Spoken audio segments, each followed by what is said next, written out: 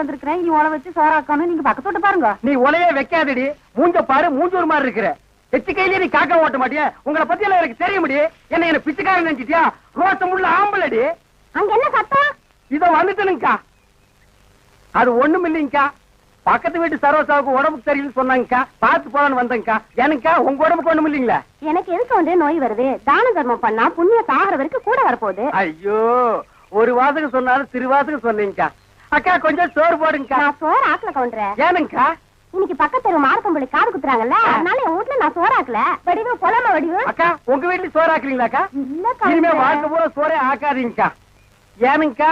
இந்த தான தர்மம் பண்ணா புண்ணியம் கிடைக்கும்னு சொன்னீங்களே, அதை இனிமே உங்க வாயால சொல்லாதீங்க அக்கா. ஏன் சொன்னா என்ன? கொண்டைய அறுப்பேன். ஊருக்குள்ள இனிமே யாராவது நியாய தர்மத்தை பத்தி பேசுனீங்க, பொம்பளையா இருந்தா கொண்டைய அறுப்பேன், ஆம்பளையா இருந்தா மண்டை உடைப்பேன்.